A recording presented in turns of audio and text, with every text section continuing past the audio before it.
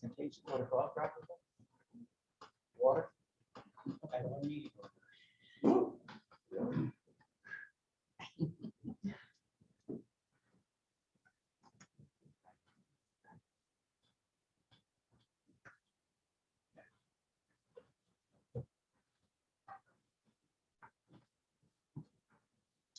Welcome everyone to the committee meetings for Wednesday, July 7th.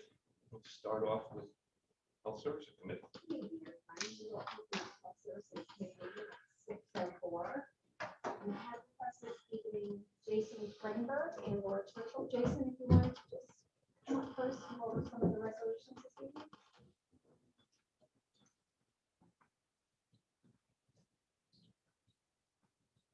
Thank you. I'm guessing there might be some questions about the resolutions for the school contracts. If you notice the years, what we're doing is we're sort of cleaning up some loose ends. The school contracts are for the past year, 20 to 21, and the story behind that is because, as you all know, we contract with school districts to provide mental health services. It was a long process, but I was able to work with Questar BOCES to work out a way that they're able to help cover some of the school costs. So basically, we're helping out the schools a little bit, and they agreed to do that last summer, but it took them months to put the contracts together. So we put other contracts in place during the school year, and Ed Capital was involved in this as well, and correcting the contracts as well. So the schools have still been paying their portion all along. Questar is now, what you see now, the resolutions is that there's a new contract for Questar for the past school year. They're going to reimburse the schools for part of what the schools paid us. And then the schools, and it also corrects the amounts that the schools owe us. So it's just kind of straightening everything out contractually now.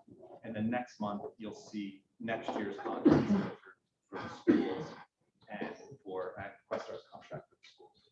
Hey, Jason, what's the purpose though? Why did Questar get involved? The schools for a while, for years that predated me in this position, have asked, is there a way that we can use these funds that Questar has called COSER funds, which have to be used for to support certain services for kids that are not billable to insurances.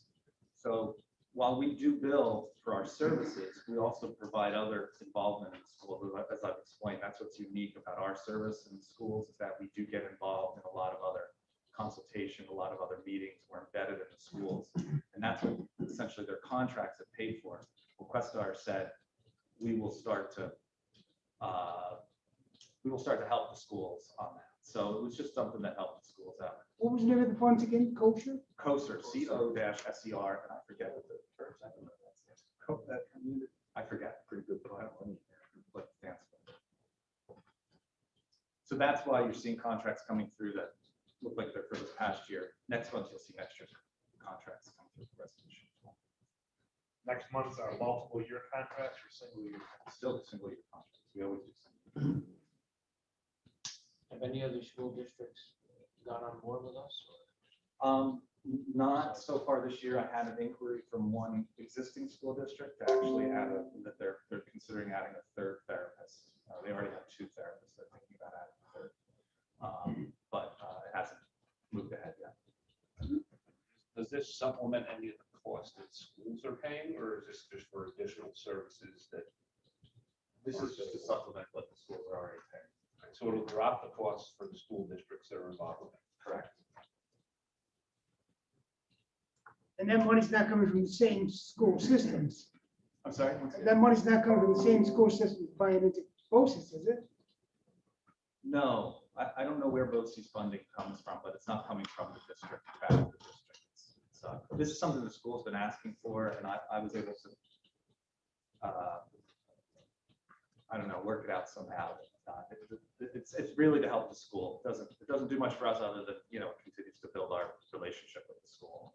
Some goodwill with that. COSER is an acronym for Cooperative Service. Okay. Who funds it, you know? Not too long. But The that's. state of New York funds it? I just closed. I think it's Questar. I think it's Questar 3. It's through the It's BOCES. gotta be state aid. Yeah, it's state aid. But Questar doesn't have their own money. It is related. It's sort of for this Yeah. revolving door. Well, yeah, it could be. And these therapists have an office right in each of these schools? Correct, yeah. So they don't have an office in the building care.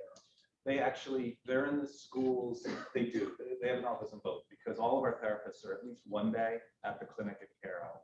And then, depending on the schools, they each have a different contract. They're in the schools anyway. 3-day contract or 4-day contract. Right, 2, 3, or 4 days. Just like for space-wise, having them currently have an office in each of the school buildings and then report to you or supervise. Yeah.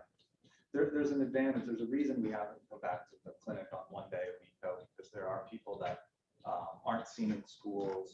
There's a need for people to be seen at the clinic. So maybe they could have a common office or something for looking to save space or consolidate.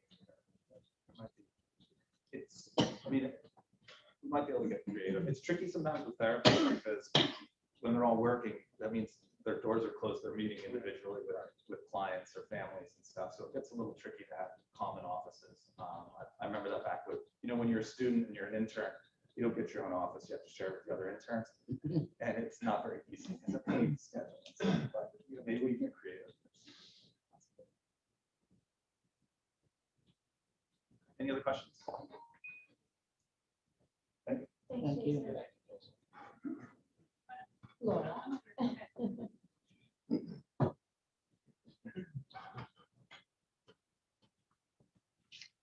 There's a couple of grant items. One of them is brand new and it's a lot of money, so I thought we'd just talk about it briefly. It is a new grant that is a one-year funding coming down from New York State Department of Health that's supported from the American Rescue Plan.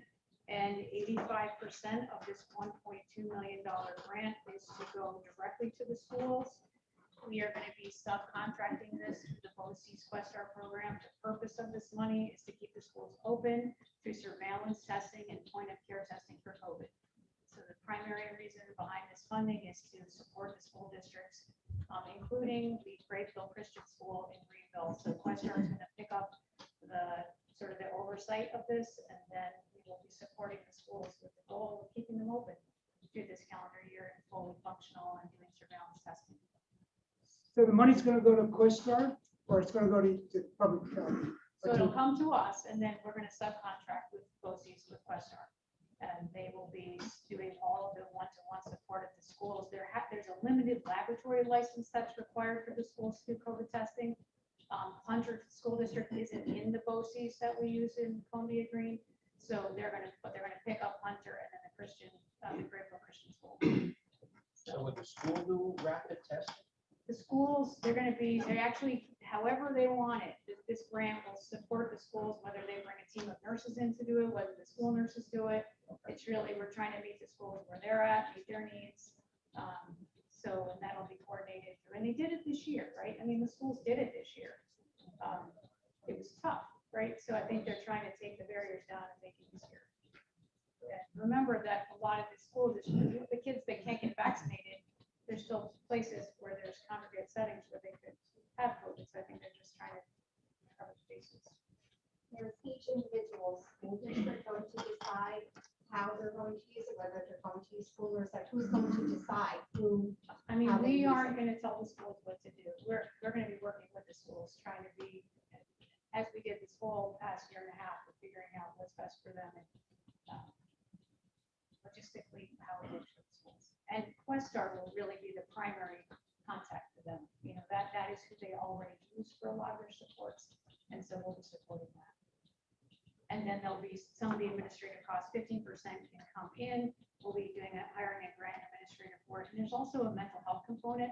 So we met with Jason to talk about whether it makes sense to support mental health or maybe the mobile crisis assessment team. And that may be, we're just deciding, figuring out the best fit for those mental health officers. It's going strictly testing though, right? Strictly testing? Surveillance testing and wraparound supports around COVID for school districts. Or does this work differently for like Gilbo, Coneville, or being in Selkirk, where we have So- students from the county that are actually going out of county to go to school. So my understanding is that a majority of public health departments got this money to implement similarly. But the local, Sean, do you want to speak up? It shouldn't come to us. It's money Bruce should go drop it in schools. Why either a CDC or DOH decided to funnel it through us? Because it's just all gonna go right back out again. It's gonna be a county nightmare, actually. $1.2 million for grant number one, or the second one behind it. So yes, even though our grant, I believe, exclusively handles the 6 districts that are wholly within our county, the bordering districts that cross over the county borders will be picked up as well by through BOCES, through another mechanism, or this we won't be involved with crossovers. Just our. They have the same access. Same access. This is a convoluted, why they gave it to us. It's just, we're middleman and we shouldn't be. Was there more stress on our employees? Is there anything that we Well, have if they're to do? gonna be, to handle $1.2 million, followed by another $300,000, it's gonna be a lot of administration. Are these two resolutions where it's going to this company, Health Research? No, that's number 10. That's 8 and 9. Last one, yeah. But what's the difference? One says for prevention reopening schools, the other is for expansion. Are you looking at the one for 322,000? Yes. Okay, so that's actually for vaccine and contact tracing. So that's actually an extension of money that we're already getting through the emergency preparedness line of the state health department. So that's really to support vaccine administration, accounting, and contact tracing. So that's just an additional money that's coming through. It's more than we've gotten before, but I think it's anticipation of vaccine perhaps this year. So Laura, is Greene County then contracting with Health Research Incorporated? So that third one, Health Research HRI, I think is who owns, maybe who subcontracts the grant through the state health department. That is a grant for overdose to prevention dollars. OD2A is the acronym. This is the third grant year we're going to receive that money. That's the 72,000 you're talking about. No, I'm looking at the 322 and the 1.266. So my understanding of HRI is that they're like a unit that oversees the grant kind of from the state. We have to answer to them. I have to send them interim documents, etc. So are the schools then contracting with HRI? No. They'll contract with any Joe Schmo laboratory for COVID screening. No. The COVID screening is going to come, the money to fund the COVID testing and screening is going to come through this grant. It's going to come through us, and we are subcontracting it through BOCES, and they are going to oversee this at the school district level. Similar to what was done this past year. This past year, the BOCES had a limited license laboratory that permitted the schools to conduct the tests. When you conduct the test, you have to report the test. So you can't I just can't start testing people for COVID because I want to. I have to test them and I have to report it within 24 hours to the state laboratory so that it's public information, so that we can monitor the disease and progression. Did that answer your question? Yeah, I'm just trying to follow the money. Where's the money? Good luck. Whose Yeah. bank account actually is this money going to be sitting in? Quest start through BOCES, right? Yeah. Well, it comes to us. Comes to us. Yeah, but you're just passed We're through. just passing it through. Right. Yeah. So. They're Quest actually. Start has the ultimate say. Correct. But this makes sense. It's logical. This is who works with the schools directly. They have contracts with the schools. They have a lot of interaction with BOCES on educational levels, right? So this is a Health good, and safety, we have health and safety. Exactly. We should go correct. Should have went direct to the school. Yeah. We didn't apply for this. This is coming to us Yeah. through DOH, and then we have to administer it, follow it. But at the end of the day, there's two So sides. with- One's testing and then one's actually vaccination. So with this grant, we should be confident that all the schools in Greene County should be open 5 days a week. that have the tools to be able to do that. Yep, that's I the think point. that should be, I would like that to be our message. Yep. Other than the pass-through, right, county, what other responsibilities do we have concerning this? You mentioned reporting, do we have to report Well, the yeah, findings? we'll have a grant administrator hired for this money to oversee this grant and make sure that the deliverables are done and sent. So the county will pay the grant administrator, The grant will pay for the Grant. administrator. funneled through the Yep. county, The will pay for the 15% administrator. can come to us, 85% goes to the school. Right, and that administrator is gonna report back to you, Yes. and then you're gonna report your numbers to the State Department of Health? That's how it works? That's my understanding. For the $322,000 It's like a lot of stuff. grant, it's still retroactive, right, February 1st, 2021, so anything that was done from then on is going to be reimbursed, how is that working? We don't know, okay, sorry. Scratch that question. We're having so many meetings right now, trying Yeah, to I figure know. out where the best use of dollars is and how to pay for the services that we've done and provided, and not double dip and use the thing, use the most appropriate funds first. Look, I have another question. Because we've already had a lot of grant money come in Yes. related to COVID right from day one. And we're making FEMA applications and we have ARPA money. So we're trying to set it up so that we very strategically apply certain expenses only to certain grants. So So that here's the it question could about, be a violation to try to double dip. going back to the administrator. You're gonna have one administrator for all schools in Greene County, is that what it is? One administrator will be overseeing this grant. This Right. grant will be being subcontracted to BOCES, they will be the ones who are overseeing the work in the schools, the testing and surveillance. Seems like a lot of steps. It is, it is. We can't figure out why Everyone we wants a designed. piece of that pie, Harry. Oh. $1 million. A in piece of the fees. borrowed money pie. Yeah. Yeah. Exactly. Earn for it. I think I got it. And we don't really see anything at the end of the day. We pay for the administrator. We're not really making money here on any of this. No, but I mean, schools are really important parts of our Absolutely. community, right? I mean, Yeah. what did we learn from this past year? We vaccinated there. I mean, this is a really important piece of our. That's why community. Matt's comment about the So- significance of being in school 5 days. Yeah. Removing the Zooming, removing the telecommuting. Yeah. Getting kids back in school. And they see less mental health visits. Right. If we keep schools open. Indeed. And I think the third grant is a renewal. I don't know that you have any questions. It's the overdose OD2A that is helping our county with preventing overdoses. We have, 2020 was a tough year. The overdose rate went up significantly despite all of the pieces in place. So money is continuing at the same rate to fund more of the same services and some new innovations. Questions about that? Thank you so much, Laura. Sorry. nobody- Patty. More questions? I know Jason had sat back down, but I have a question on the youth clubhouse. You get up to date reports on what they do and what they try to do for the kids and some of the programs? I don't get formal reports, but I mean, I meet with them. Because, what was it, maybe 3 years ago, a person came when it started? And we haven't heard a single thing since. I can speak to the fact that they've hired some youth advocates in the community, and the youth are actually doing Narcan training. They came and did a tour of our clinic, and very recently, we had a youth participate in an outreach video for family planning. STD, department, so they're very involved. Our educator goes there and does programming. They're very motivated.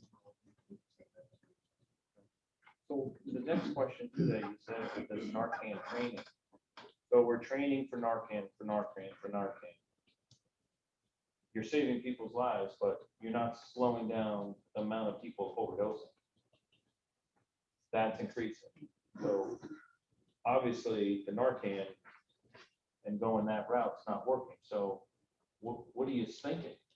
So from 18 to 19, the overdose death rate went down significantly, and then we had a pandemic. So I don't think that we can make a decision about where we're going with this grant until we have another year or two behind us with this pandemic behind us. The pandemic was an enormous, difficult time for people in recovery. They had extra money in their pocket from some of the, money, and they had a reduction in their ability to access services. Likewise. Devil's tool. All right, sure. It'd be just interesting to see what they're doing. I like the, if money gets handed to these groups, you like to see what they're doing with it. Thank you. Yes. Same with the MCAT too. They came and presented to us. Nice to hear from them. That's We'll meeting before the meeting next time to talk about what's looking for our collaborative. Yeah, effort. I think that was very.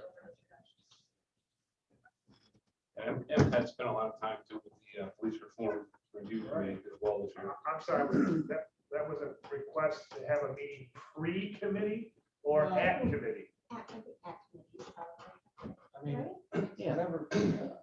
I'm fine with that.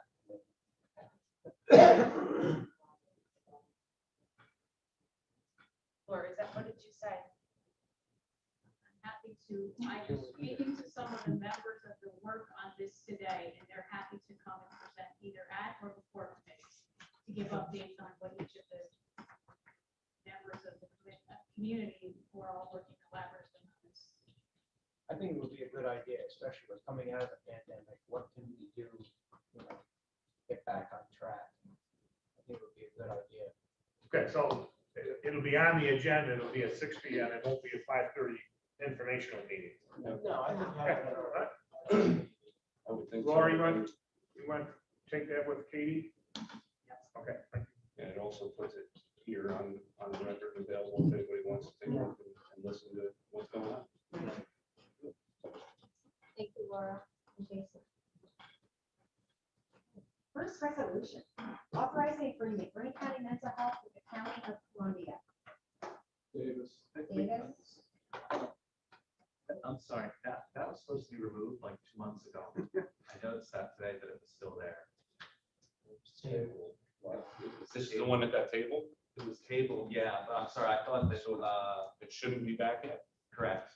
I thought that when Kaplan and I decided we were done with it, since we hired a second psychiatrist, that it was removed. I think that was my oversight, sorry. But that should- We don't need that contract at this point, Columbia County, because we're adequately staffed with psychiatrists. Okay. Sorry about that. So would not table. We should hold it, right?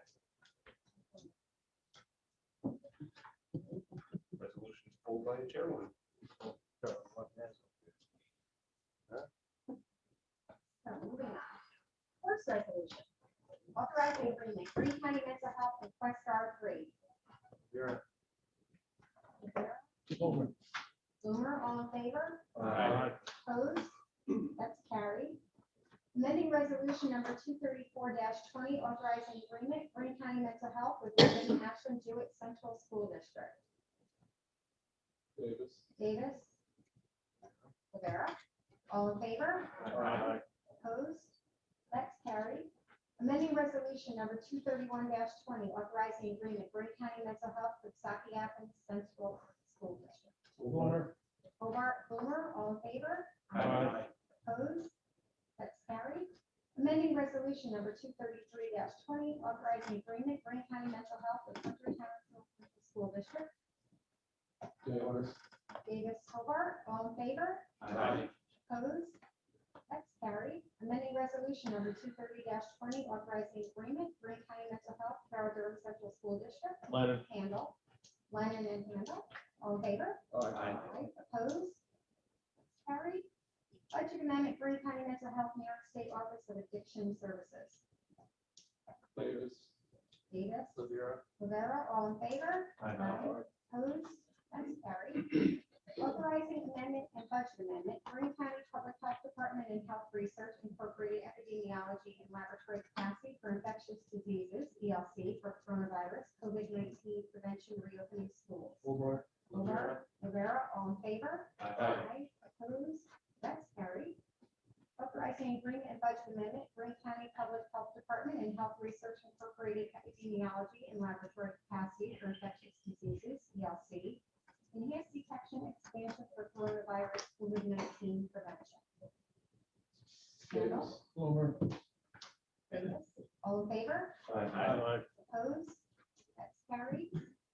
recommend Greene County Public Health Department and Health Research Incorporated overdose data to action. Lennon. Lennon, Handel, all in favor? Aye. Opposed? That's carried. Is there anything else to come before this committee this evening? Motion to close. Thank you, Lauren.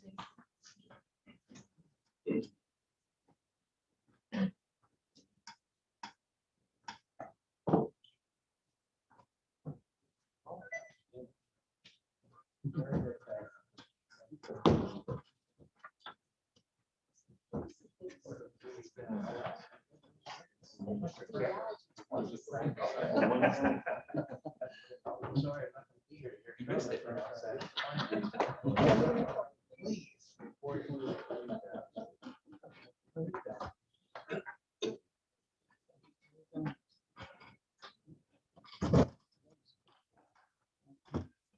that.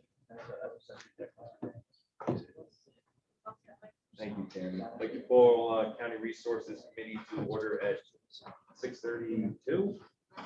And we have one proposed action item. Before we do that, we have Alex John here. He's the president of the Greene County Agricultural Society. He's going to give an update on our youth fair. Thanks, Alex. As I said, I'm Alex John, President of Greene County Ag Society. We put on the fair every year. We are having a fair. Yay. A little bit different than past, budget constraints and different things. We weren't really sure going into this in the planning stages what it was going to be. I mean, we didn't have much guidance until about 2 months ago on a lot of things. So one of the things we decided to cut back on was entertainment. There's not going to be a carnival this year for a multitude of reasons. Alex, can I come forward a little Yes, bit? absolutely. There you go. You gotta be in You're in the the spotlight. For Career move. for a multitude of reasons. First of all, our carnival contractor passed away over the winter, as well as we didn't know going into this, if we could even have carnival rides. So that was scrapped for this year, and then as well as some of our entertainment. We dialed back a lot of the acts we normally get. We've got Buffalo Barnfield coming in. We've got a couple local bands that are coming in to play, bands, DJs, that kind of thing. The new thing that we're pretty excited about this year is we're going to have, I don't know if you're familiar with the steel timber sports competitions, but there's going to be it's a group of 4 amateur loggers that's going to put on some demonstrations on Saturday, kind of compete amongst themselves. And this is kind of hopefully a preview of an amateur type competition that we're hoping to bring here in the coming years, where college and amateur competitors from this sport come to the fair to compete every year.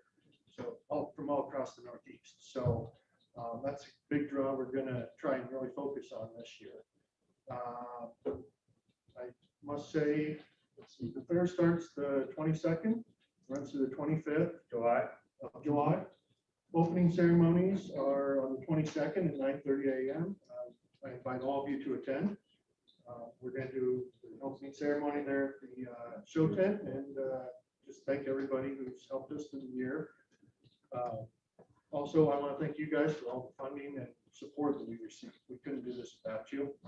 And it's very important to the youth in the agriculture in our communities to have this fair. With that being said, this year the real focus is the kids. They didn't get a show last year. We did the virtual fair, but it's just not the same. So we really want to put all the focus on the kids and really give them a great fair this year. Is there any questions? I got a couple. Yes. Are you gonna have the chicken and rib barbecue on Friday night? We are not doing a barbecue this year. Oh, you're not? We're not. That's a big, that's usually a big draw. So one of the things we've been doing this That's a year, big draw. yeah, it is. One of the things we've been doing a little differently this year is we've been doing barbecues at the Greenville Pavilion throughout the year. As fundraisers, Right. It's been a little hard to go out and ask community members for donations through the pandemic, especially when a lot of them are closed. So we decided to do, the chicken barbecue fundraisers. We decided that was a great way to make some money as well as help everybody out. got one more coming up this year, but during the fair it gets a little crazy and we got a million people going a million directions. And honestly, everybody's doing chicken barbecues right now. Brooks is very hard to book. What about the tractor pull? You got it both Saturday and Sunday? Yep, garden tractor pulls are on Saturday and the antique tractor pulls are on Sunday. Okay, good. We got those coming. And we normally provide a couple pieces of equipment, county highway department for them. Yep. And they re-rate the pad. I'm sure we'll do that again. Yeah, I sent the letters out. They're gonna provide the same equipment they have in the past, with the backhoes and the rollers and everything to help those guys out. So appreciate it as well. Good, thank you.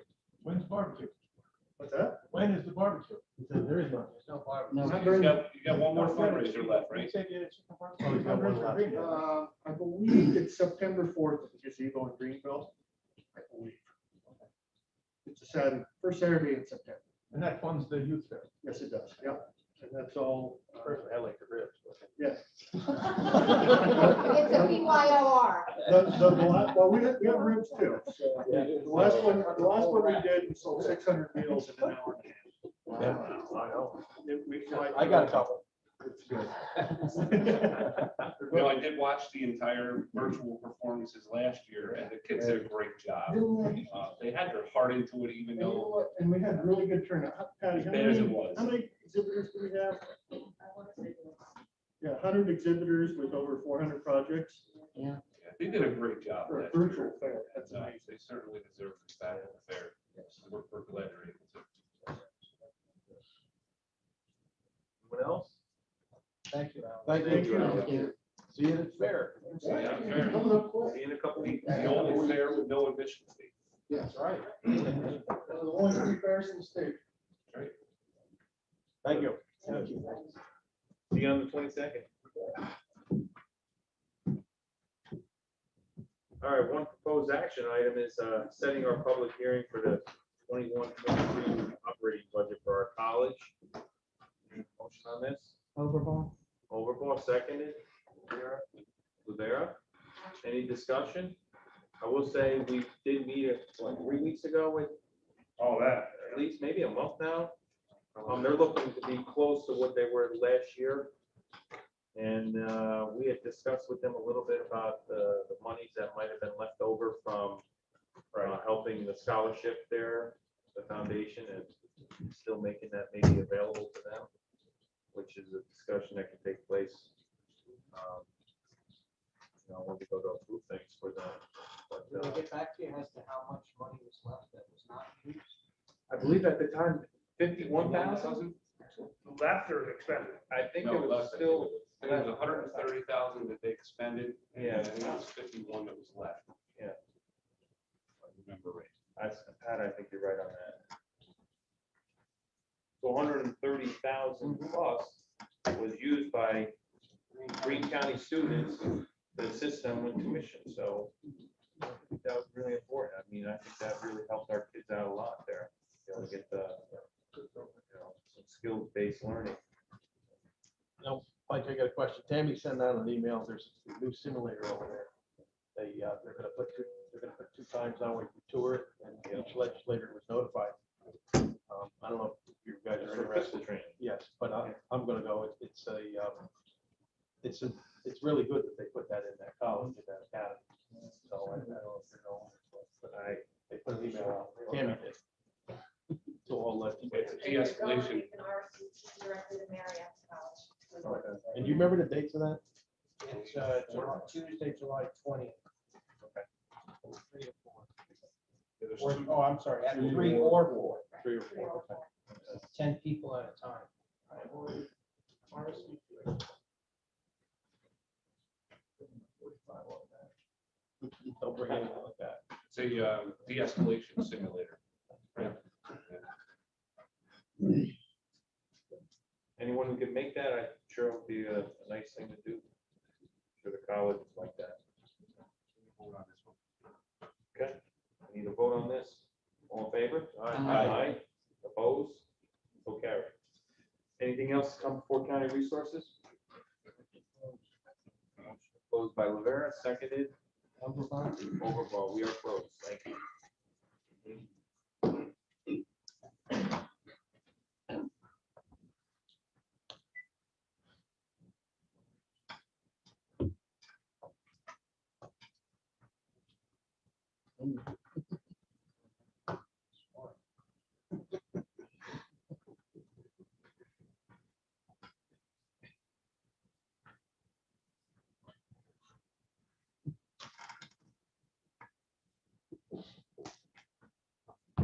And good evening, everybody. I'd like to call the County Public Safety Committee to order at 6:40 PM.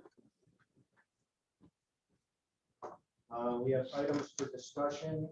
There are no action items as of tonight. Everyone should have received the sheriff's monthly report via email.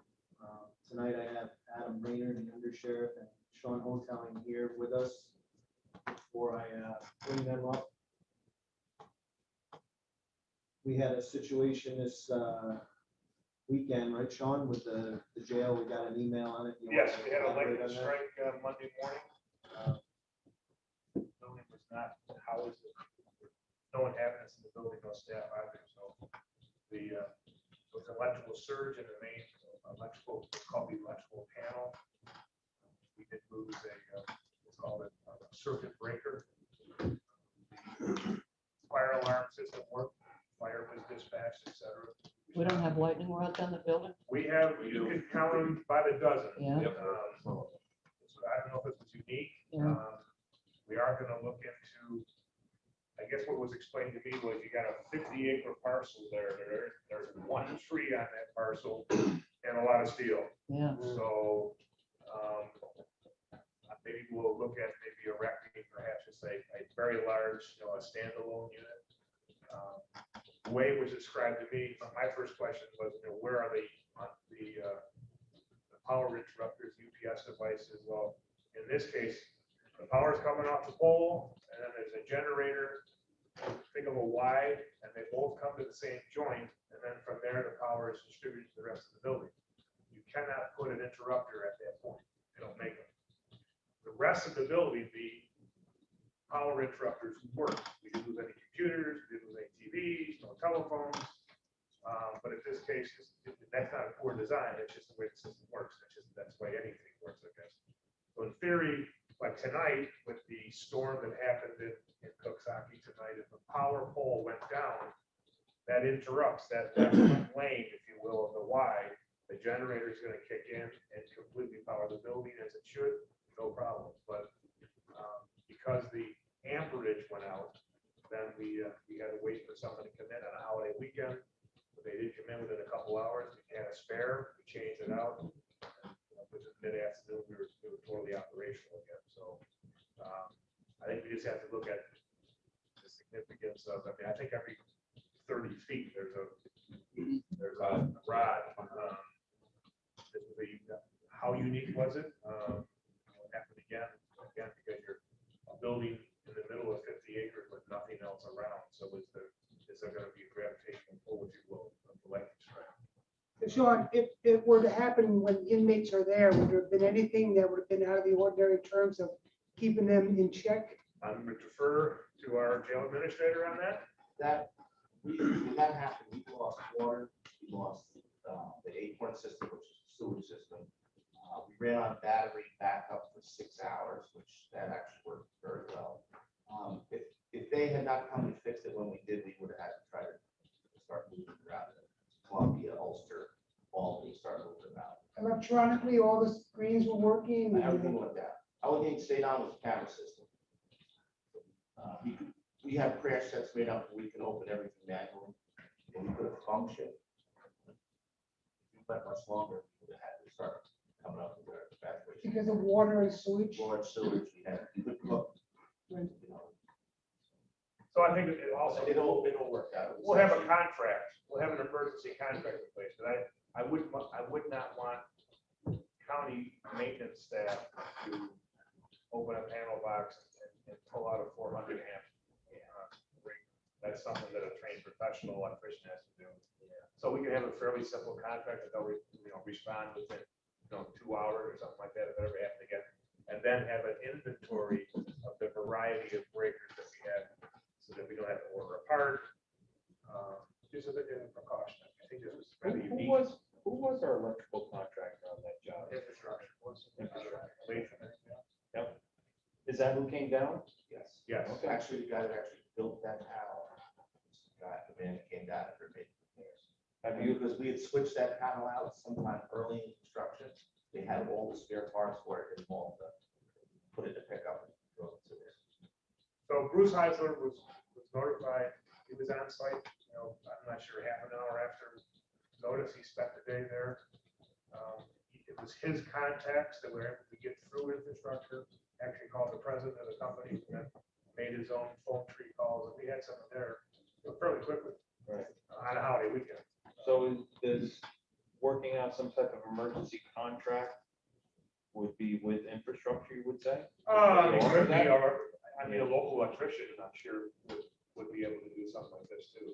Yeah. But certainly, the person who built, designed, and installed would perhaps be a natural as well, but that's all part of the bidding process. As long as you devise the RFP, or in this case, an RFQ, we'll maintain the material, and also we're asking for them to supply the expertise. And the key would be to answer that call within a fixed, 2-hour period or a 1-hour period or something like that. So for redundancy purposes, are we then planning to have basically a spare parts room in that facility that would have the spare breakers, spare other items, pull off the shelf? Yep. When the call is made and.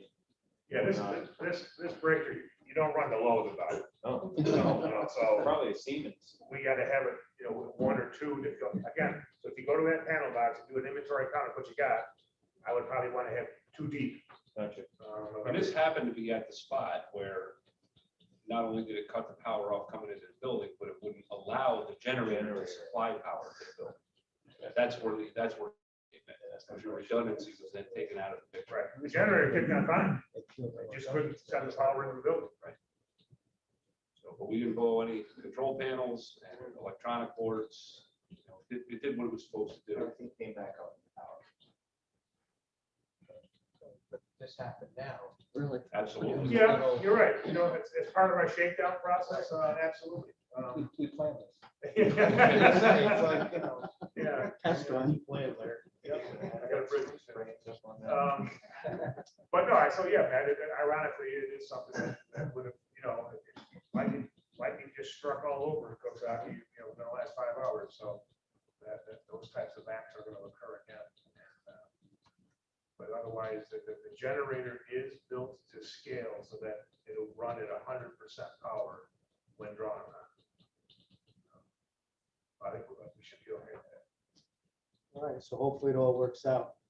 Before I get to Adam, Sean, I have been talking with Randy Omrod and Mr. Farrell.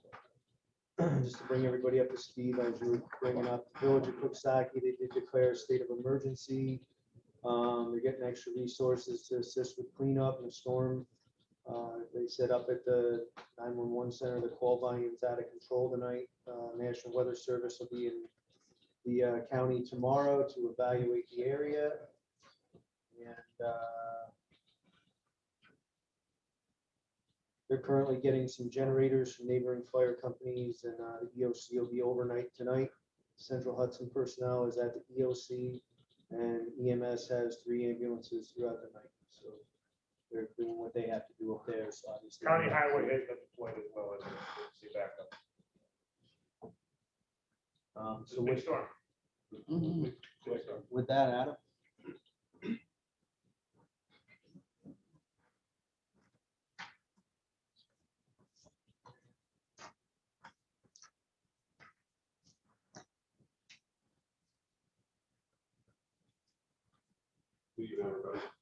As if infrastructure lightning wasn't exciting enough, I do have some other stuff here that's been going on in the past month that the sheriff would like to bring to your attention.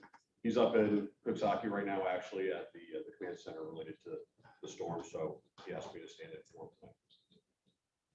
Just some of our basic stuff that we did, our routine. We made 21 arrests over the last month, 3 DWIs, handled 474 calls for service, made 239 traffic stops, and issued 95 traffic tickets. The jail transition team is finishing training scenarios and checking our final punch list items. I think actually today was the first lockdown, right? Yep. As part of the shakedown or part of the Commission of Corrections requirements, they wanted us to lock down so that they could see that we did that. The bird fencing, around the rec pens and individual fenced areas has been extended or covered.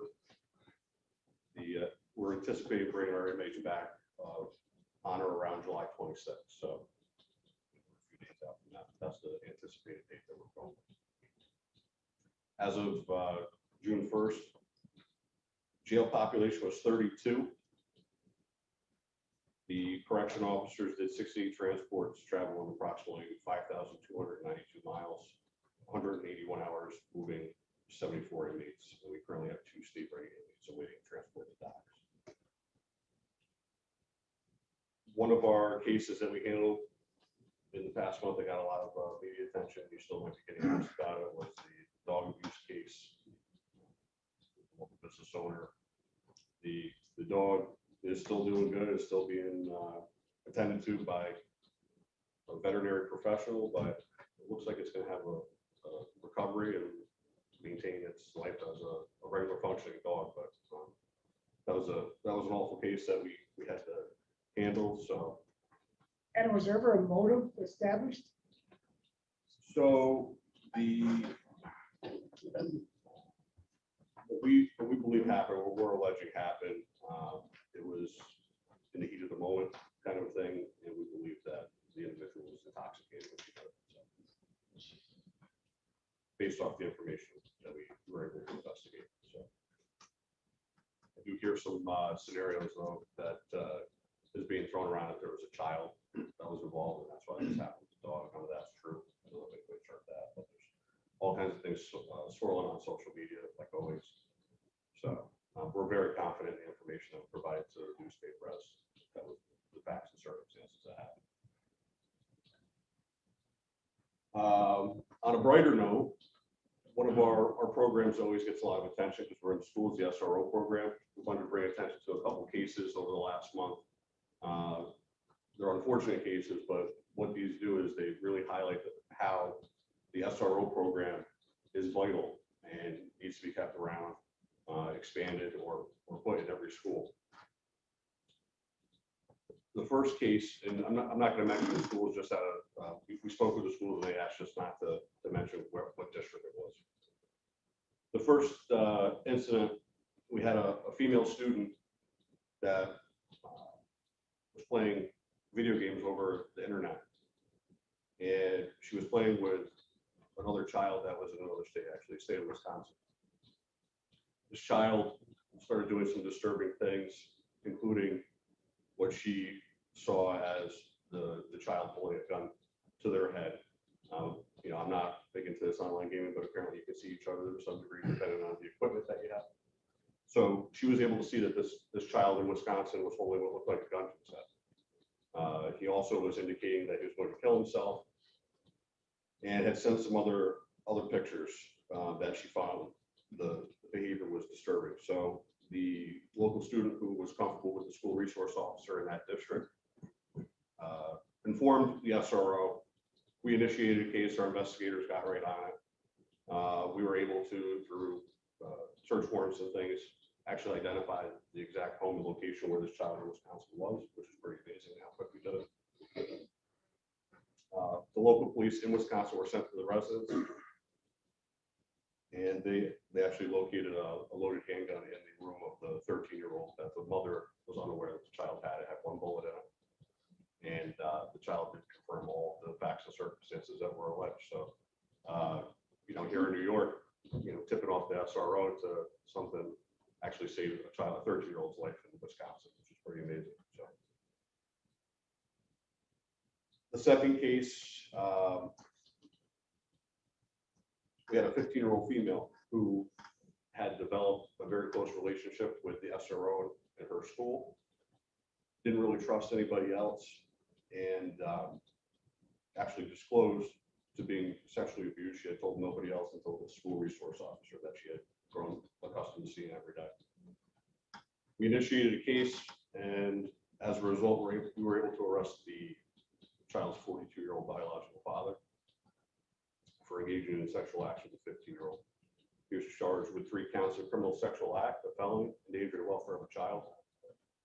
And we also charged the mother of the case because of her actions or her failure to protect the child when she became aware that the situation happened in her home. So I think these are really important things really important situations to look at. And just again, highlights the fact that the SRO program is very important in these schools. We're coming across things like this in both of these situations, both the abuse and possibly this child in Wisconsin. The outcomes could have been different. We didn't have those relationships that were developed with the SRO. So does anybody have any questions? One question, what do we need bird fencing around the jail again? So my rudimentary understanding of it, even though it was prior, the situation we had there was approved. At some point, the Commissioner of Corrections came in and they noted that there was too many bird droppings in the rec area. So they decided that the gauge of fence or the opening of the fence that we had was too vast, and we had to reduce that to keep the birds out. I believe it was in the original contract to have it there. Correct. It was missed. It was. Yeah, I was surprised at how many birds started to make homes inside You those. see my car, what are you talking about? It's a jail. It's up in the upper parts of the rec areas where you have the open air. There was even a dead one up there. So the netting was missing. So that's a change order to what we No. originally, no? Not a change order. It's in the contract. It was in the contract. In the bid. It's kind of, in my mind, it's kind of an obscure, product, if you will. So it has been ordered, it will be installed, and there's no change. So that's the obstacle to open it up? Or is it an obstacle? Yeah, I think CFC wants it on, Mike might be able to speak better to that, Yeah, but they want that on before. The big holdup was that top of the rec fence, which we got approved today. yeah, we'll have to explain that. So if those of you who have been on the tours, you understand that the entry point into the rec yards from the sub-day rooms, if I remember what the sub-day rooms are, the smaller entry points. And therefore, the recreation yard itself has a fence dividing the two areas so that you don't mix prisoners who should not be together. The internal fence, I believe, only went up 12 feet or 16 feet. 12 feet. It's 16, 12, 12 with a 4-foot, anti-collapse fence on. And then left a gap to the ceiling. And at the last minute, even though CFC has been in the building ad nauseam for the last 2 years, has decided that that gap can remain, because in theory, somebody could jump the fence, although the anti-climb fence, by its very design, is to prevent somebody from climbing. So we had to get estimates either to extend the fence up to the ceiling line or to drop it over the small sub-rec area. And it was determined that it would be cheaper to drop it, put a cap on it rather than taking it to the ceiling. That will be a change order. We are doing that under haste in order to keep our July opening. It's fairly stock material, so it's not an issue of long lead times. But I will be coming up. We will, because we just learned about this afternoon. I will be having a special public safety meeting this month in order to approve the change order and get it done. Is Commission Correction going to reimburse us for that? I'll get back to you. I mean, I can answer that. they've seen this thing for what, over a year now? They've seen the design for 3 years. They're the CFC. They didn't approve our original rec rooms designs. They had to be open. Now they don't like them open because they can see a parking lot. It's just, they just keep going back and forth. Yeah, the other fencing that we're just going to install, if you can visualize, tennis fence screening, that green you put around some tennis courts to prevent wind from hitting. Their feeling is that one of the backyards can view the parking area, and they're concerned that an inmate would see an employee get into a car, identify the car, and then give that information out, and then would the correctional officer, staff member be in danger.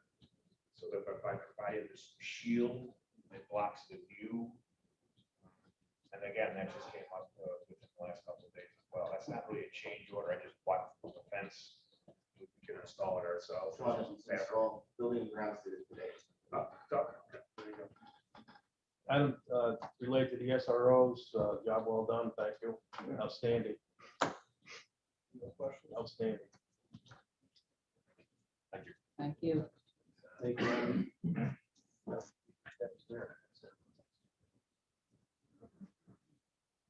Sean, do you want to have? the Yeah, items for So if discussion? you turn over here to the back page of those of you who are on the screens, follow up to our workshop that we had 2 weeks ago now. Was it a week ago? I forget.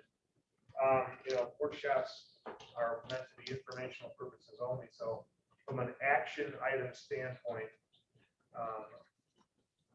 we brought Sean Hoteling back in case of any further questions. At this point, from an action item, I can see us trying to put together an intermunicipal between the 14 towns to allow dispatch just to move cars as activity indicates. Similar to what Sean described as the Columbia County model. However, without the invoicing and the county getting into the billing of services to insurance companies and then all that kind of stuff. Just my mind is keep it simple. The thought is move the assets around so that we can reduce response times as necessary. And just ask the towns to allow the dispatch to make those movements as the system requires. That might require the installation of some GPS devices so that the dispatch center can monitor. But my thought is, can we just attempt to try to do that and keep the solution simple, similar to what the ALS system does, where it's constantly moving around cars based upon the activity. And then if those cars are required to backfill into another town, then that would also be part of the agreement that each town would have with each other in order to keep the system whole. So that's where I thought we would start with first.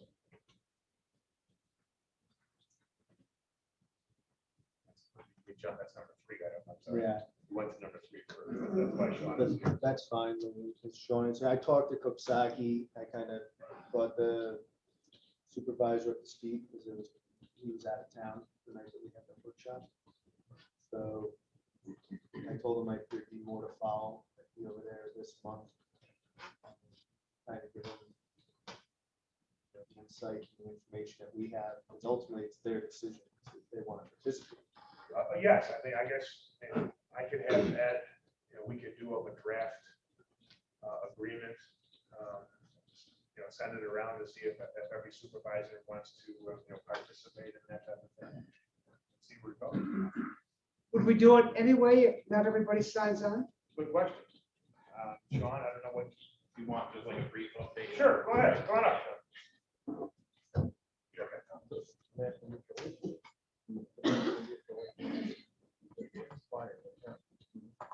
Finally, actually made contact with DOH, one of their bureau EMS reps. Talked to him yesterday afternoon, and a follow-up this morning. The county itself wouldn't actually even need an intermunicipal with them, because basically all that's covering is, yeah, if you need us, call us kind of deal. In order for the county to move the units around, it would have to be done under a county CON. The county of Greene would have to have it. Then it gets into contractual with the local services. What we can do now in the meantime, until is a temporary, and as long as it's not an everyday movement type of thing, I want to sit down with Randy and come up with a plan, hopefully either later in this week, and see how we can zone off the county. If we can get the units on the mountain to agree with backfilling each other, we can kind of move them around. And then use like the 32 corridor for the Carroll, Durham, Greenville area, and then have the Catskill, Coxsackie area. That we could cover under some mutual aid as long as it's not happening every day, 5 times a day. And we'll get that. We also have EMS council meetings in a week from next Tuesday. We'll see what administration from the local services are even willing to. DOH said the difference between the way Greene County is now and the way the Columbia County system is set up is the Columbia County units, most of them have more than 1 unit on. So he said that puts a little hiccup into the Greene County model with the units that only have one single unit. Because now the only movement you're really getting out of them is kind of to the district line. So you wouldn't be pulling those units out of their own town and going halfway across the county, or, you know, pulling a Catskill unit to Wyndham. We could still do that as a request, as long as the other two zones are out. We could still kind of make that request and shift. The only downfall is you're at the helm of what agencies have in service at the moment. And like Sean was saying, like with this, the new mobile CAD and everything through the 911 center, out in the field units and the GPS units, it'll make it a lot easier for the dispatchers to know where the physical vehicle is at. Right now, the design in the 911 center is we're basing it off of station location. So the GPS units, you'll actually physically see a vehicle being closer to a call, even though their home station is not the closest unit to the call. So you may have a Wyndham or an Ashland ambulance coming back from Hudson Hospital. They're coming through Catskill, where the computer systems are going to say, hey, turn this over. Caro ambulance is the closest station for that mutual aid call. But the screen is going to show up and say, no, wait a minute, you have an ambulance coming back. They're right in the area. Let's send them. But we were advised the other night, I think by Randy, that all units do not have GPS. Not at the moment. That's correct. We have them currently, EMS units in the county for now, or the on-duty Greene County paramedic units. Right. We've been trialing those in a couple months now. So to make this work, that's a must do. We need GPS in all these. We're units. trying to get more and more agencies on board of getting it. Well, You know, it's a, county could look into that, the the fund. county already has the licensor for That's a it. major That was component. from last year.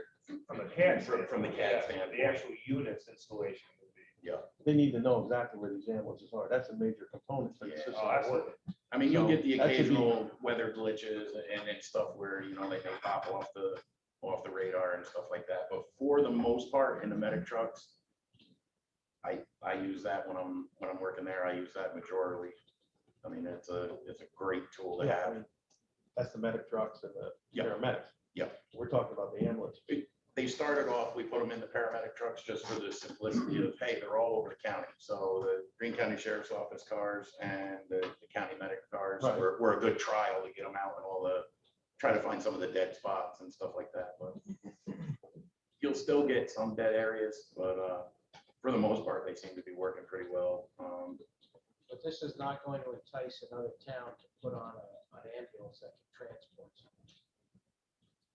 No, Because I think that's what the problem is Yeah. we don't have enough ambulances to transport. So you have ambulances, just don't have volunteer personnel. Yeah. Well, You have the towns vehicles. don't, most towns don't have more than one ambulance on. Right. And there's only a couple that'll, like, tonight, luckily, they got Cooksaki to bring in a couple other units with everything going on, but that's a hit or miss usually. Durham can usually get a second unit in, which helps, and then Ashland is the other one that's But pretty that's a reliable. town issue. Yeah, those are on the town boards to. Sean, the mutual aid, the backfill, is that done mostly inter-county? I mean, do we have outside agencies that come in to Greene as well? We do request them sometimes, depending on our unit availability. There are, thank God it's not regular, but there are times where we'll have to pull units. We used to rely on Greenport, Northern Dutchess, Diaz ambulance, and with their low staffing levels and their increasing call volumes, the majority of the time we get turned down for mutual aid on them. Let's go back to my first question, that if not every town wants to sign on to this mutual aid, will we still implement it? You could still implement it and put the request out to move the units, depending on their situation. But if they don't sign it, I thought we found it legally, they didn't have it, the option of doing it, even though they might want to. They can cover on a movement as long as it's not a regular. If you're not planning on that every day, that unit's going, as long as it's a when units are depleted, you can use it as a temporary stopgap to start working towards something, you know, to just. Would you agree, though, that the Columbia County plan is a good one for us to look at because of the situation? It's a decent system with buy-in from all the units. And what made it an okay system for them is some of the agencies then, as their local service, decided to invest in building up their manpower. They would put another unit on, whether it be for the day shift or busy times, peak times. And then that's kind of what helped the system. I can honestly say twice today while I was working in Catskill, 2 times, I was over covering the whole southern half of Columbia County with the unit. So that there's no system that's really going to cover 100% of the time in a perfect way. They were down to 1 unit left in their entire county. They were covering the north, and they pulled a Greene County unit over there. Because of the storms today? No, this is before. This was first thing in the morning. They just happened to get call volume. So,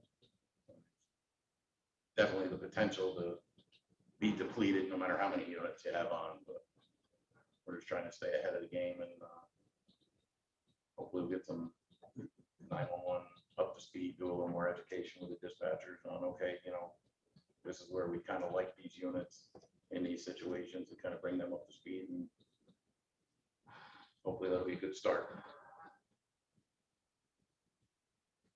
It won't happen quickly though. Yeah, anything down the road, building a new system, that's. Well, I gonna mean, be, you know, 14 towns have their own legislative decisions to make, and I'm sure it's going to be an issue for them to consider this, what I call this very simplistic solution, just to try to cover, because the perfect example today, you know, Wednesday morning, summer, school's out, how busy can we be? An entire county gets swamped, and we got to call another county ambulance. But you agree it boils down to money, right? Oh, no, it does, absolutely. That's what we're looking and that's the localities are trying to function at the. Because the towns are in the BLS, the basic life support system, it's their decision to fund it based upon their budgets. or to share it with other towns. Yeah, you got a few with the cats going out there. And everybody has a tax cap to deal with.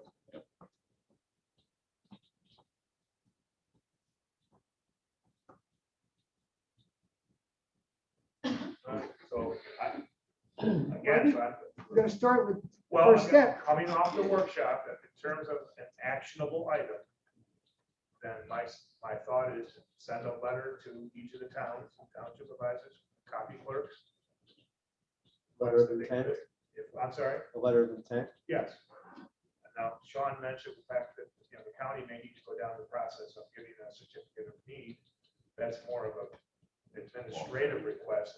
I'm sure it's not going to be denied, but it's another, you know, another product to go down the avenue. And we see what responses we get from the town. The goal here is to provide ambulatory service as best you can. When you haven't got a hospital in your county, you better have good ambulances.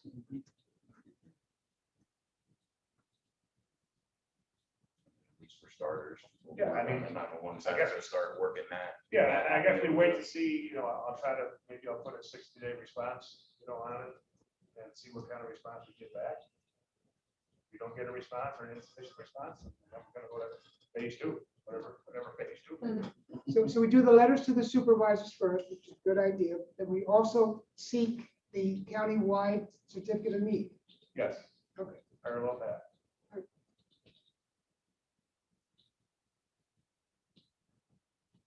Seems like a good way to go. And then at the administrative meetings there in a couple of weeks, Yeah. we'll put the feelers out too Yeah. and see if they're, I mean, if we get 6 out of 14 towns that aren't even willing to do anything, then, you know, the CON, you know, maybe a moot point. If, Correct. you know, so we'll get some more information back and start moving something forward. All right. Again, from the workshop, I don't know if there were any other actionable items that you wanted me to go through. Again, because we're going to have a special public safety meeting this month. Tammy, that would be a week from Monday? week from Monday, in order to handle this change order at the jail. If there are other actionable items that came out of the workshop, please advise me now and I'll have it on the agenda. Okay, then I would move you to item number 1 on the back of the page. And I'll ask Adam to come back up for discussion, but the issue here, now this is coming from the Police Reform Commission recommendations. One of the recommendations was to have the county outfit the sheriff's department with what's called dash cams and body cams. So if you just envision the vehicle itself would have a dash cam so that as the car patrolled, it was taking a video. And then upon the officer exiting the vehicle, his personal body cams would come on as well. We have a vendor who is under, we could purchase under contract with. We talked about this before. This is an expensive capitalization. You're looking in excess of probably $275,000 for the equipment. One of the things, though, that this is a national discussion point, and one of the things that I wanted Adam to look at when we looked at the variety of systems that were available, my concern was I didn't want the officer to be in charge of activating his unit, because the time he forgets to activate the unit will be the accusation that they did it on purpose. So in this case, the way this system works is, as soon as that car door opens, it activates the camera. There is no manual requirement. So, not to be funny, but these groups that are for all these regulations, this is a significant cost, yet they still want to defund the police. I mean, where do they expect them to come up with this money? This is a cash purchase of the county. There are no grants available that I'm aware of for this. It is not something that's fundable through ARC. Since the Police Review Committee, has report has been out for a while, when I closed the operating budget, the books, if you will, at 12/31, I reserved monies from excess fund balance. So we have the capitalization for the acquisition, but there's more to this project than just the cameras itself. Once a video is taken, then we need to manage that data. You gotta collect it. You got to collect it, and video is a storage hog. It's not like scanning this piece of paper, which takes up a very small part of a random access memory system. Video is big, and then how long do you keep it? Well, the rule is normally 30 days. Well, could be, but I mean, think about the number of incidences that a sheriff's deputy can come across in his shift. Could be a motor vehicle accident, it could be a dead animal on the road, or it could be a call for service at domestic. And you mentioned before the number of arrests that we had in the last 30 days. Certainly, if there's going to be an arrest involved, we're probably going to be required to maintain that video for a longer period of time than the dead animal on Main Street. So then it's going to be the collection of that data, the codification of that data, the distribution of it through the discovery process of the criminal justice system and the court system. So we're probably talking about the addition of a person, a tech person who then would manage this. We have 27 deputies, 27 or something like that. And then we have as well as the transport vehicles of the correctional staff. We've included them in this inventory count because, the inmates are still broader, even though they're in our incarceration, they have court dates, they still have activities. So could there be an incident? So it's not just as simple as turn the camera on. There's a lot more to this. And I'm not saying that to dissuade you. I'm just saying it's not a simple decision. Fine, turn the camera on. Sure, I'm just going back to those hearings, and I went to a number of them. I didn't hear many cases where a camera would have made a difference, unless I missed it. Were there any cases, Adam, that Do you remember where a camera would have made a difference in the outcome? Not that was brought up. No, that's not the point. The point is, in this whole issue of defund the police or police reform, does it give the community additional security that there is another check and balance in the system to prevent abuse? You're right. During the whole police reform review, all of the activity that was reported by the sheriff's department, there was not one incident of a claim of abuse. That's absolutely true. So therefore, do we have a problem? You might say no. So if it's not broken, we should try to fix it, right? Good point. That's maybe the confounding part of this is it necessary in New York City and not Greene County?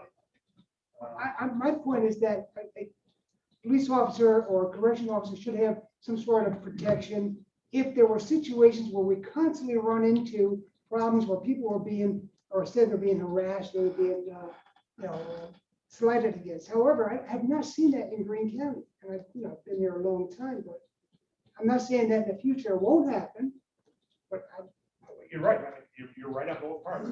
None of the accusations, and there are only 9 of them, and I forget 7 of them were proven to be false. Yeah. So you're spending $300 just for the capitalization of this equipment. Now this equipment's gonna have a useful life. And the shelf life maintenance. You have maintenance, absolutely. And then just the storage of information. Again, video takes up a lot of storage. Just the server, it's estimated that the server to hold 90 days of tape is $30,000. So that's why I say the editing and the classification of today's 2 shifts, because we work 12-hour shifts. You're gonna come back to the office, you're gonna download that, and someone's gonna go through that and say, dump the dead animal, oops, I got an arrest, save the arrest, and codify the information so that when we want to search it, be it now for this trial, or how many months in advance before the notice of claim comes, and I believe the notice of claim has to be filed within 30 days, or 30 or 90 days. And then if you don't have a notice of claim about that arrest, then does that allow you to dump the file? That's what there's. Well, I mean, the DA's gonna be involved in this whole process too. They're gonna officially request. And the public defender. Right. They're gonna officially. Is there like a statute of limitations on it from when they can pull it? Well, 30 days is rule of thumb, unless obviously your investigation, the DA will come in well before the 30 days and they'll ask you to secure the video, right? And then they'll take possession of that particular video for the case. That becomes evidence. And then every case that is adjudicated has 4 attempts at appeals that can take years to go through the system. So you're gonna be maintaining that information all through that appeal process. That's why I say this is more than just turning the camera. I was talking to the DA during this, and he's actually dealing with a case right now, 15 years old, still appealing. So there's, say, we started it, that would have to be available 15 years. I say we give the money to the officers and give them more training. I think we'll end up with better force that way than with this system. Well, that's why we're here tonight. I mean, this was a recommendation from the Police Review Committee to consider this acquisition, knowing that we would have to go through the evaluation of not only the capitalization costs, but the maintenance costs, the storage costs, and the personnel. And this is a big ticket item for an instance that's never happened in this county. That's why I would be in favor of it. If they were history.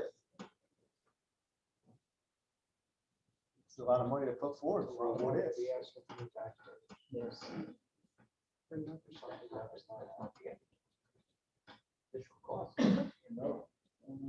Once you start it, you can't stop it, right?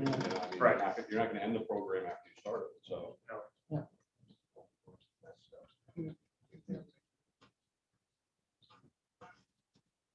All right.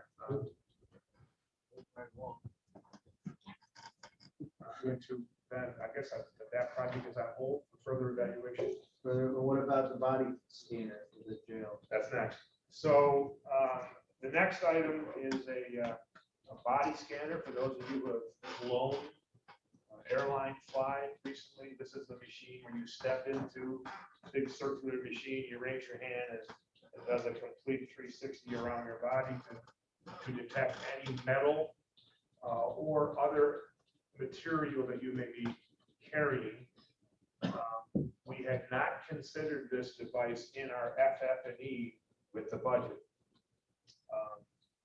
It's a very expensive piece of equipment, probably in the range of $140,000. However, because we are currently sending our inmates to other counties, just recently, I believe all of you are aware of an incident where a person who was being arrested and sent into temporary housing in, was it Ulster County or was it Albany? I forget. Ulster. The machine picked up the fact that the individual had a balloon within his cavity where he was carrying illegal drugs. That if without this machine, he would have had those drugs within his stay, within his cell, while he was incarcerated. We never would have found this on a search due to displacement. I'm trying to be delicate here with my terminology. No pun intended. So yeah, so this machine would have found something, it did find something like that, and we either prevented a potential suicide or some other event that could have happened, depending on what a drug could have been. But for those instances where a shank or some other piece of metal was being held in an obscure location of the body, this machine will find it. The key for this, though, for me also, is this is fundable under COVID expenses because the machine will also register your body temperature. So we're going to know you're ill. We're going to know you have a fever. And that by itself means we can isolate you for further testing or further observation. So the machine can be covered by the ARPA funding and do it that way. So I never anticipated this level of a machine in the FF&E or what's called the furniture, fixtures, and equipment in the capital budget for the new. Would it be strictly for inmates or for visitors as well? No, inmates. Inmates only. Inmates only.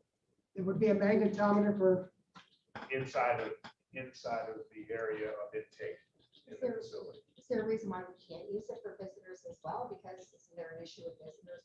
I don't know if you get into any violation of civil rights issues, if you have a search warrant, I don't know. Yeah, I don't know if you. Really? Yeah. They can do it on Well, if you airplanes. can do it on a plane, probably causes, they don't want you to bring a knife on a plane. You don't want Also, to the bring a knife location into is the probably a prison. secure side. Well, yeah, I couldn't have the same machine do visitors as well as inmates. It's just the way the design of the building is, they're not set up that way. So Now, how much of it will be covered under the grant? all of it. All of it. Now, just to answer Ms. Handel's issue though, visitors will be still going through a magnetometer and they'll be wanted as well. So there is some rudimentary check. But they could for- have balloons in their cavities. There's also a package standard there that allows you that. And a package. Yeah, so I understand your concern. New York requires or mandates full contact visitation. That's not conjugal, that's just full contact.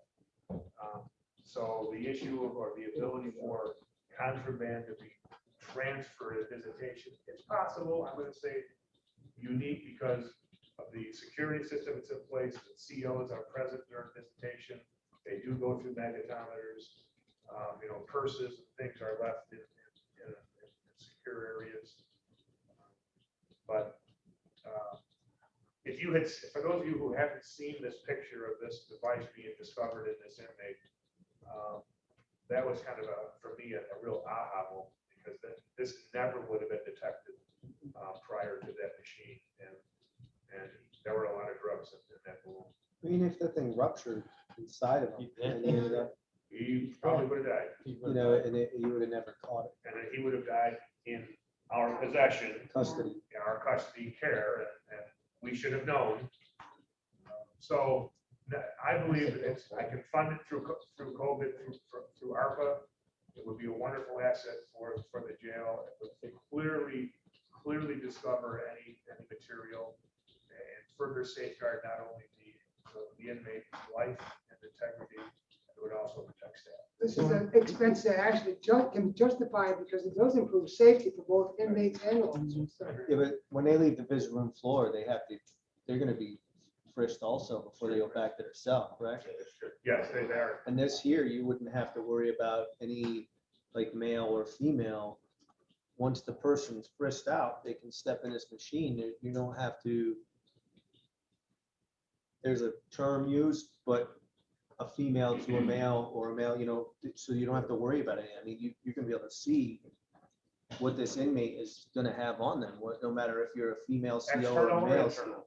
External or internal? Sean, So- after, the inmate has visitation rights, and the inmate that moves the machine, Sure. let's get that. So we would use the machine upon the entry into the building for your booking process, okay? And then, well, just logistically, it's a little bit more complicated, again, to the geography of the machine as you return, as the inmate returns from visitation, but definitely available. Well, we got enough space there in the jail, so we'll figure that out. We have floor plan already set. All right, so I'm gonna take that down as a yes under the funding of ARPA. And the action item number 3 has already been discussed, so you will have a special public safety committee meeting a week from Monday on the change order for dispensing. As both Adam and Mike might have said, we still believe that we'll be on time in July for the return of inmates back to the jail. We still have a few hiring issues that we're still trying to work out. But I think for the most part, the facility, I believe this week, are we still online for the full issuance of the certificate of occupancy this week? We should have it by the end of the week. I thought we were gonna have, I thought we were gonna have by tomorrow. Neil came, I think, we just say, sit drive with all the inspections, all the systems. Perfect. That's my items for this evening. If there's no other discussion, I would need a motion to adjourn. I'll make a motion, Sean. Need a second? One thing I'd like to bring up, Garden Spot of Greene County, we have an accumulated amount of tires on Route 81. I don't think it is a county problem, it's a town problem, but if that thing catches fire, It'll burn for a it's year. gonna be a hell of a mess. Yeah, I can speak a little bit about it since Pat's not here.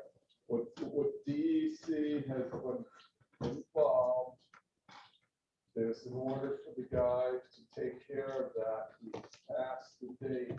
They don't want to push too hard because they want to clean it up in the end. But they're not pushing as hard as they need. But he's not cleaning up, he's bringing tires in daily. And the owner of the house that has the right of way through there, that the correction officer at Greene, he's taking pictures of the vehicle that he's bringing the tires in. He's continually bringing tires in. This is a big problem. This is a problem, Charlie, and you're right, though, this is a town code enforcement issue. The county does not have a dog in that fight. We don't have, I can't even get public health involved. And state. DEC, absolutely. They told the supervisor to not have the code enforcement enforce anything, because EdCon's taking care of it. It's in their hand. Yeah, they pulled them out of Greenville and they brought them. Yeah. So it's a problem. Tires are never caught on fire before. Oh, yeah. You'll see. I hope it doesn't. James, does. That's gonna have a huge. Big problem. Yeah. Probably still burning. Yeah. Yeah. So,